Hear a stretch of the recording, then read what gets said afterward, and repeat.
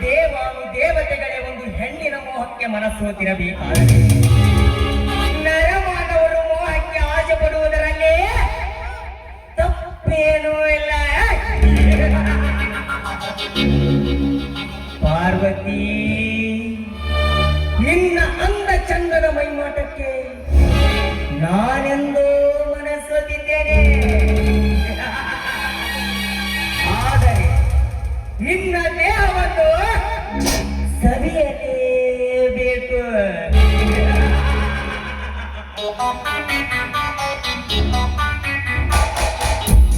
ನೀನು ಈ ಕಾಡಿನಲ್ಲಿ ನೀರಿಗಾಗಿ ಬಂದೇ ಬರುವೆ ಎಂಬುದು ನನಗೆ ಚೆನ್ನಾಗಿ ಗೊತ್ತು.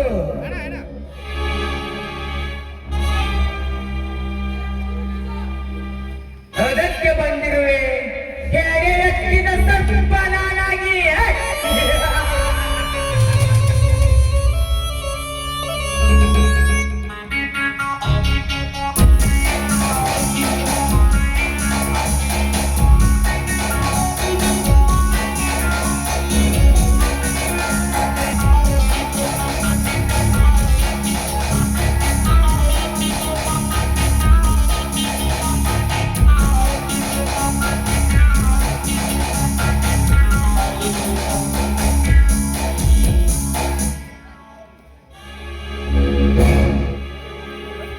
ನೋಡಿ, ಯಾರು ನೀವು?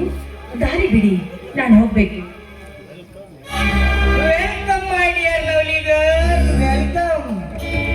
ಬಹುದಿನದ ಬೇಟೆ ಇಂದು ನನಗೊಲಿಯಿತು. ನಿನಗಾಗಿಯೇ ಕಾದು ಕುಳಿತಿರುವೆ. ಪಾರ್ವತಿ, ಹಸಿ ತುಟಿಗಳಿಂದ ಬಿಸಿ ಮುಟ್ಟನ್ನಿಟ್ಟು ತಣಿಸುವ ನನ್ನ ಅಂತರಂಗಕ್ಕೆ. ಸುತ್ತು ಹತ್ತು ಹಳ್ಳಿಗೆ ಒಡೆಯ, ದನಿದು ಬಂದವರಿಗೆ ಅನ್ನ ಹಾಕುವ ದಯಾಮಯಿ. ನಿಮ್ಮಂತವರು ನನ್ನಂತ ಬಡವಿ ಹೆಣ್ಣಿನ ಮೇಲೆ ಕಣ್ಣು ಹಾಕೋದಿಕ್ಕೆ ನಾಚಿಕೆ ಆಗೋದಿಲ್ವೇ ನಿಮ್ಮ ಜನ್ಮಕ್ಕೆ? ನಾಚಿಕೆ?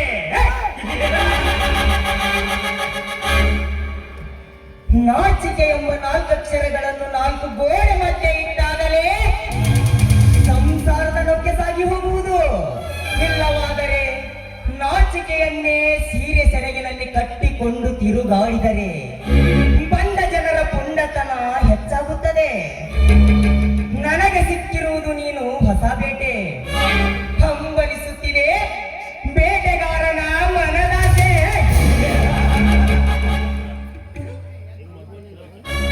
ನಿಮ್ಮಂತ ಕಿರಾತಕರಿಗೆ ಸೆರಗು ಹಾಸೋದಿಕ್ಕೆ ಹೆಣ್ಣಲ್ಲ ಈ ಕನ್ಯದ ಕುವನಾರಿಯರು. ನೋಡು, ಕನ್ನಡ ನಾಡಿನಲ್ಲಿ ಹುಟ್ಟಿದ ದೇಹಕ್ಕನೋ ಇದು ಕೈ ಹಿಡಿದವರಿಗೆ ಮಾತ್ರ ಮೀಸಲು. ಪಾರ್ವತಿ, ಪಾರ್ವತಿ, ಪಾರ್ವತಿ, ನಿನ್ನ ದೇಹದ ಅಂಗವನ್ನು ಆ ಭಿಕಾರಿ ಶಿವಶಂಕರನಿಗೆ ಅಭಿಷೇಕ ಮಾಡಿದೆ. ಒಮ್ಮೆ ನೋಡು ಈ ವಿಕ್ರಾಂತ್ ಗೌಡನ ಅರಮನೆ.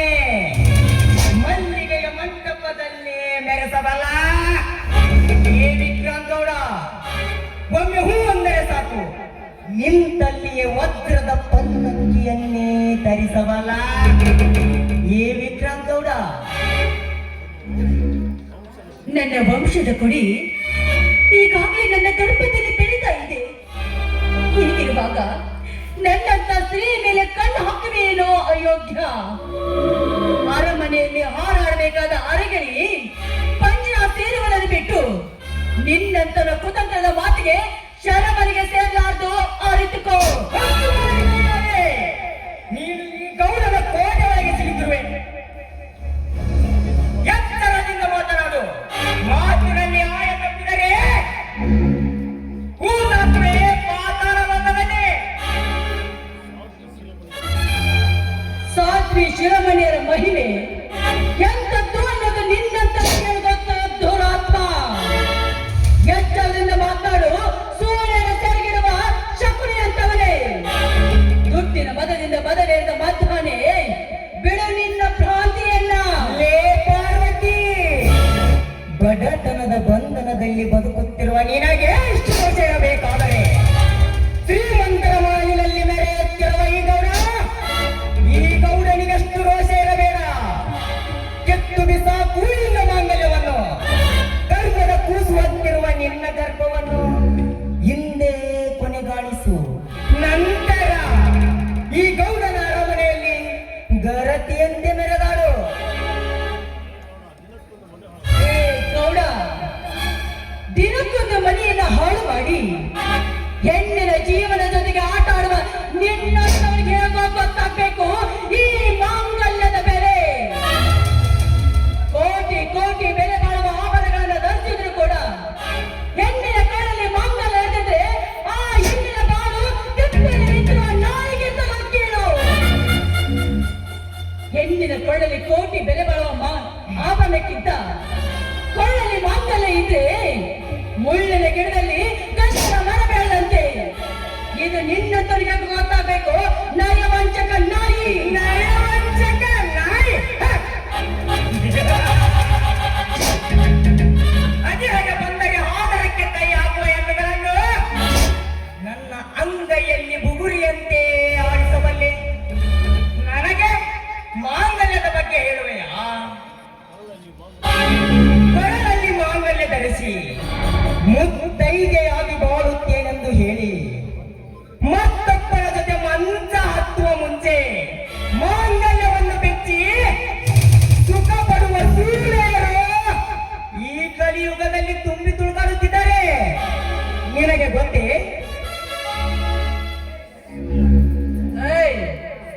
ಸರಿಯಾಗಿ ಮಾತಾಡೋರು ಕಲಿ.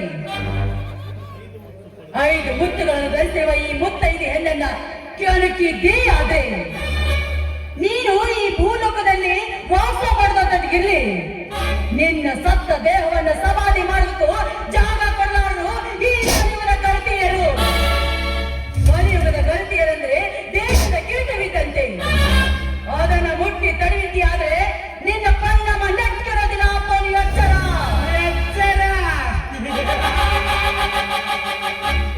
ನಿನ್ನಂತ ಗರತಿಯರನ್ನು ಸಾಲು ಸಾಲಾಗಿ ಕೊಂಡುಕೊಳ್ಳಬಲ್ಲ ಈ ವಿಕ್ರಮ್ ಗೌಡ ಸುಮ್ಮನೆ ತಲೆ ಕೆಡಿಸಿಕೊಳ್ಳದೆ ಈ ಗೌಡನ ಜೊತೆ ಬಾ. ನೀನು ಜನ್ಮಕ್ಕಿಷ್ಟು ಬೆಂಕಿ ಹಾಕ. ಇದು ದೇವರಿಗೆ ಸಲ್ಲಬೇಕಾದ ನೈವೇದ್ಯ. ದೇವರಿಗೆ ಸಲ್ಲಿದ್ದು ಆಯ್ತು, ದೇವರು ನನಗೆ ಪ್ರಸಾದ ಕೊಟ್ಟಿದ್ದು ಆಯ್ತು. ದೇವರಿಗೆ ಏರಿದ ಈ ನೈವೇದ್ಯ ನಿನ್ನಂತ ನಾಯಿಗೆ ನಾನು ಹಾಕಲಾರೆ. ನೀ ಎತ್ತಿನ ನಾಯಿನ ಬೇರೆ, ನಿನ್ನಂತ ನಾಯಿನ ಬೇರೆ. ಲೇ ಪಾರ್ವತಿ, ನಿನ್ನ ಉಪದೇಶ ಕೇಳಲು ನಾನೇನು ಮೂರ್ಖನಲ್ಲ. ನಿನ್ನ ಪ್ರೀತಿಯ ಸವಿ ಊಟವನ್ನು ಸವಿಯಲು ಬಂದಿರುವ ಅಲ್ಲ. ನಿನ್ನ ಬರುಣಾದ ಬದುಕಲ್ಲಿ ಕಷ್ಟದಲ್ಲಿ ವ್ಯರ್ಥ ಮಾಡದೆ ಒಪ್ಪಿಕೊಂಡು ಅಪ್ಪಿಕೊಬಾ ಈ ಸುತ್ತು 10 ಹಳ್ಳಿಯ ಸರದಾರನ ದೇಹವನ್ನು.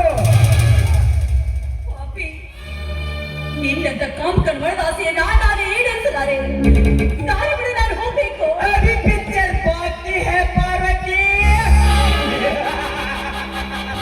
ಬಾಕಿ ಹೇ. ಹುಲಿಯ ಕೈಯಲ್ಲಿ ಜಿಂಕೆ ಸಿಕ್ಕರೆ ಬೇಟೆ ಆಡುವುದನ್ನೇ ಬಿಡುವುದೇ?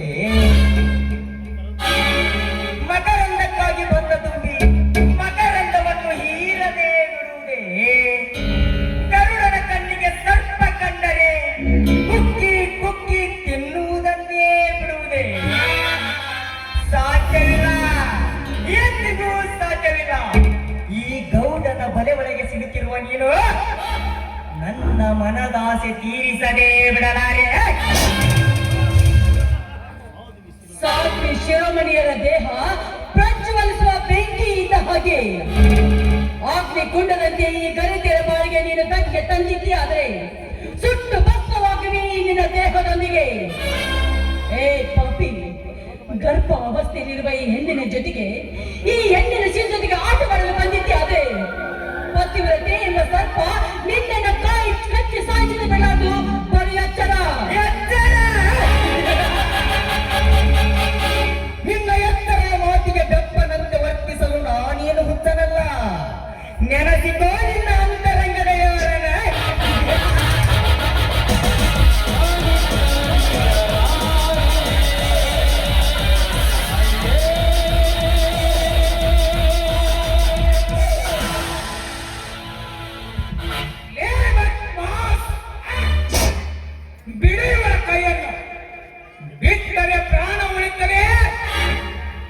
ಇಲ್ಲದಿದ್ದರೆ ಹೋಗುವುದು ನಿನ್ನ ಪ್ರಾಣ. ಯಾರಲ್ಲಿ ಹೇಳಿರು? ಈ ಗೌಡ ಮೋಹಿಸಿದ ಹೆಣ್ಣನ್ನು ರಕ್ಷಿಸಲು ಬಂದವನು. ಹೊರಟು ಹೋಗೋ ಇಲ್ಲ. ಓಹೋ ವಿಷ್ಣುದಾದ, ಏನಿದು ಆಶ್ಚರ್ಯವಾಯಿತಲ್ಲ. ಕಷ್ಟ ಕಾಲದಲ್ಲಿ ಮೇಲೆ ಕುಂತಿರುವ ದೇವರು ಬರ್ತಾನೋ ಇಲ್ಲೋ ಗೊತ್ತಿಲ್ಲ. ಆದರೆ ಈ ದಾದ ವಿಷ್ಣುದಾದ ಒಂದೇ ಬರುತ್ತಾನೆ. ಏನವ ಪರಸ್ತ್ರೀಯರ ಮೇಲೆ ನಾಯಿ ತರ ಸುತ್ತ ಕೊಡ್ತಿರುವೆಲ್ಲ. ನಾಚಿಕೆ ಆಗಬೇಕು ನಿನ್ನ ಹೇಸಿಯ ಜನ್ಮಕ್ಕೆ. ಏನಿಷ್ಟು ಏನಿದು ಅರ್ಥವಿಲ್ಲದ ಮಾತು ಮಾತನಾಡುತ್ತಿರುವೆ ಮಗನೇ? ಕುಡಿದು ಮಾತನಾಡುತ್ತಿರುವೆಯಾ? ಎಚ್ಚರದಿಂದ ಮಾತನಾಡು. ಅಯ್ಯೋ ಓಕೆ, ಓಕೆ. ಹಾಗಾದರೆ ಈ ಬೇಟೆಯನ್ನು ನಾನು ಇಂದು ಸವಿಯಲೇಬೇಕು. ಯಾಕಂದರೆ ಇದು ಬಹುದಿನದ ಫಲ. ಬೇಕಿದ್ದರೆ ನಿನಗೆ ಬೇರೆ ವ್ಯವಸ್ಥೆ ಮಾಡುತ್ತೇನೆ. ಹೊರಟು ಹೋಗಲೇ ಇಲ್ಲಿಂದ.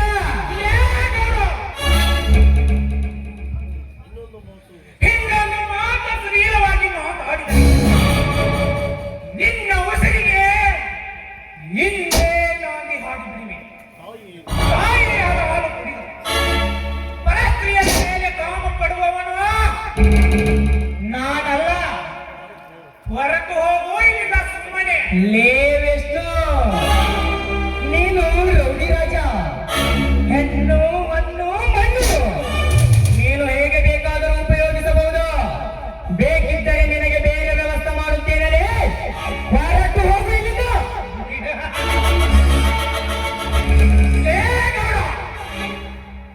ಹಾಗಿದ್ದರೆ ಏನಿದೆ ರಸಗುಲ್ಲ ನಿನ್ನ ಮಗಳನ್ನು ಕಳಿಸುವೆಯಾ? ವಿಷ್ಣು, ನೀನು ಈ ಗೌರವ ಕೋಟೆ ಒಳಗೆ ಸಿಲುಕಿರುವ ಮಗನೇ. ಎಚ್ಚರದಿಂದ ಮಾತನಾಡು. ಹೆಚ್ಚಿಗೆ ಮಾತನಾಡಿದರೆ ನಿನ್ನ ದೇಹದ ಬಿಸಿ ರಕ್ತ ನನ್ನ ಕಾಲಾಭಿಷೇಕವಾಗುತ್ತದೆ. ಎಚ್ಚರ, ಎಚ್ಚರ. ಲೇ ಬಂಡ ನನ್ನ ಮಗನೇ, ಈ ವಿಷ್ಣುದಾಮನ ಮುಂದೆ ನೀನೊಬ್ಬ ನರಪ್ಪೆ.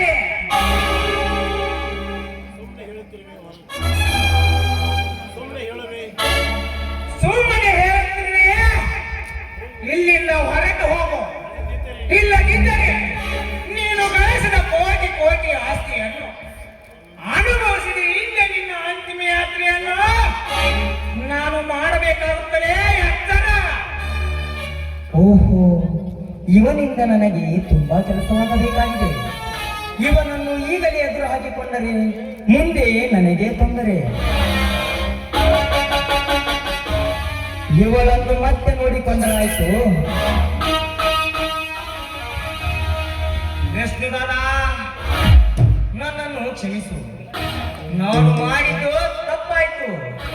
ಆದರೆ ಮತ್ತೆ ಬರುತ್ತೇನೆ.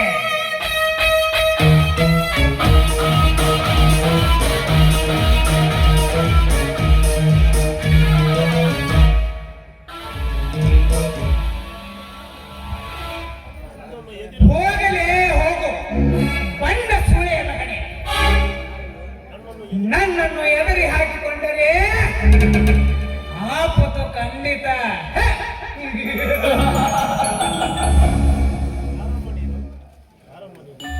ಯಾರಮ್ಮ ನೀನು? ಇಂಥ ದುಷ್ಟರ ಕೈಯಲ್ಲಿ ನೋಡಿ, ನನ್ನ ಜೀವನ ಕಾಪಾಡಿದ ನಿಮಗೆ ಮೊದಲು ನಾನು ನಿಮಗೆ ಚಿರಋಣಿಯಾಗಿರ್ತೀನಿ. ನದಿಗೆ ನೀರು ತರೋಣ ಅಂತ ಹೊರಟಿದ್ದೆ, ಅಷ್ಟರಲ್ಲಿ ಈ ಘಟನೆ. ಚಿಂತಿಸಬೇಡಮ್ಮ. ಇಂಥ ಸೊಕ್ಕಿನ ಶ್ರೀಮಂತರಿಗೆ ನಾನು ಹುಲಿಯಾಗಿ ಹುಟ್ಟಿ ಬಂದಿದ್ದೇನೆ. ಇವನನ್ನು ಬೇಟೆಯಾಡುವುದಕ್ಕೆ ಕಾದು ಕುಳಿತಿದ್ದೇನೆ. ಇರಲಿ, ತಮ್ಮ ಹೆಸರು? ನನ್ನ ಹೆಸರು ಪಾರ್ವತಿ ಅಂತ. ಏನೇ ಊರಿನ ಬಡ ರೈತ ಶಿವಶಂಕರನ ಹೆಂಡತಿ ನಾನು. ನರಸಿಂಹನ ಅತ್ತಿಗೆ. ಅಲ್ಲ, ತುಂಬ ಗರ್ಭಿಣಿ ಆಗಿದ್ರು ಕೂಡ ನನ್ನ ಮೇಲೆ ಕಾಪಾಡ ಕಣ್ಣು ಹಾಕ್ತಾರೆ ಅಂತ ದುಷ್ಟ ಶ್ರೀಮಂತರು. ಅಳಬೇಡಮ್ಮ, ಅಳಬೇಡ. ಇಂಥ ಸೊಕ್ಕಿನ ಶ್ರೀಮಂತರಿಗೆ ನಾನಿದ್ದೇನೆ. ತಿಳಿಸಬೇಡ, ಮತ್ತೇನಾದರೂ ತೊಂದರೆ ಆಗುತ್ತದೆ.